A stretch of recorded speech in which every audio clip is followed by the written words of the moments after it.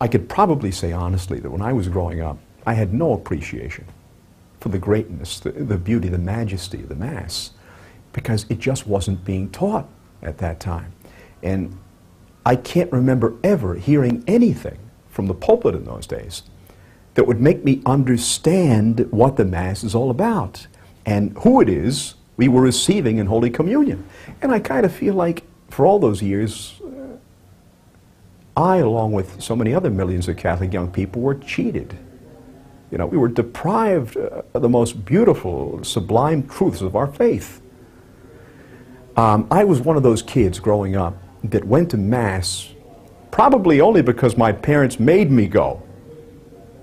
I had no appreciation for it at all, but now, once I found out what the Mass was all about, see where I am. Today I'm a priest.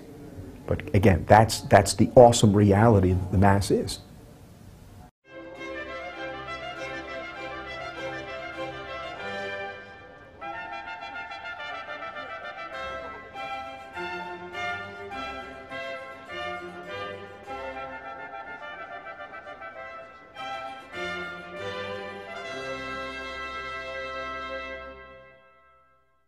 What most people remembered most about Padre Pio, what had the most lasting, profound effect upon them, what touched their hearts more than anything else, was the unforgettable way that he offered the Mass. The pilgrims who saw Padre Pio could never forget the reverence, the devotion, the concentration, the passionate intensity that they saw in his eyes. You know, when you saw Padre Pio elevate that sacred host at Mass, you knew, you understood that you were seeing the greatest, the most powerful, the most awesome, the most sacred thing that takes place in the face of the earth. In my room back home, in my cell, of course, the rooms in the monasteries, an old monastery would be called a cell. There is a large color picture of Padre Pio elevating the chalice at Mass, you know, and whenever I see that picture, it reminds me every day of what I'm doing when I stand in the place of Christ at that altar, offering the holy sacrifice of the Mass. Remember that Padre Pio said, it would be easier for the world to exist without the sun than without the Mass.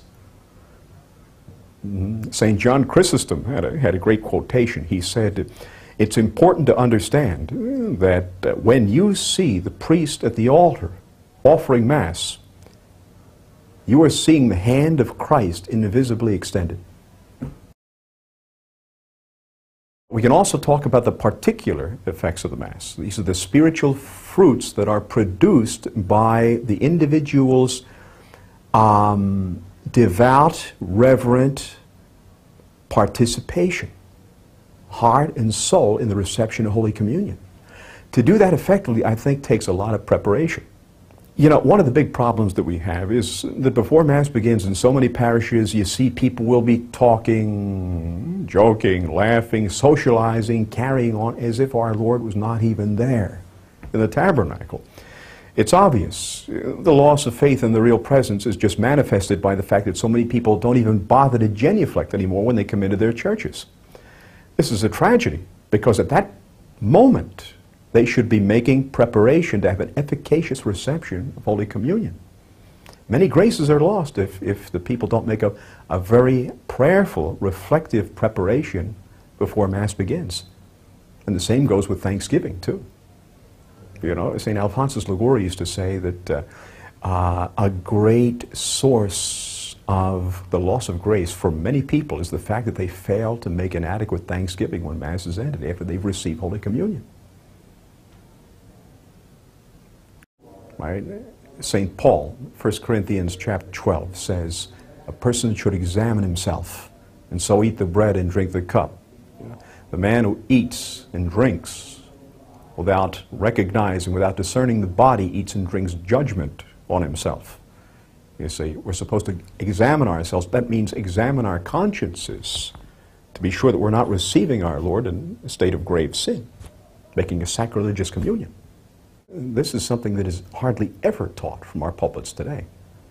And of course, you know, when you look at the link between the penitential rite and the Gloria, and the Mass itself, of course, you have to recognize the link between the sacrament of penance and the Holy Eucharist. You see? One follows from the other. I remember being in so many parishes where I found they would have confession scheduled for about 15 minutes before the Saturday Vigil Mass begins. These would be parishes of 1,500, 2,000 families. You might hear 3 or 4 confessions, and maybe 2,000 people receive Holy Communion that weekend. Well, what do we discern from that? Either you have many people ready for canonization, or you have many sacrilegious communions. All right? So people have to be conscious of this, the great necessity of being always in the state of grace. And of course, striving for holiness of life means not being content to have any kind of willful attachment to sin. That's what's pleasing to our Lord. When you're offering the Mass, you have to realize that you are reliving the Passion of Christ.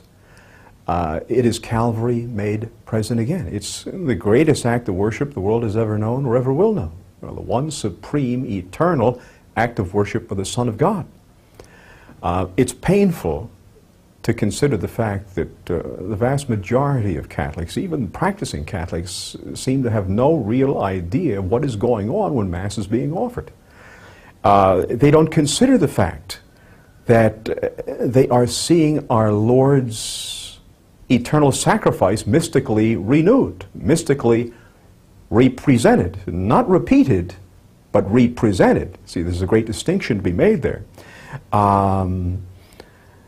It is an action which transcends time and space and helps us really to place ourselves at the foot of the cross. You know, when the priest is offering Mass, when the people are taking part in the celebration of the Mass, it's important to recall the fact that when the priest consecrates that sacred host, when he consecrates that wine, he always does it separately, never together. And it's important to remember that the separation of the body and the blood is critical. Now, what happens when the blood is poured out from the body? The separation of the body and the blood means death. That's why the Mass is a true sacrifice. That sacrifice, that consecration, that separate consecration of the body and blood of Christ is of its nature a sacrificial act. That's why we say, and the Church has always taught, that the Mass is a true sacrifice.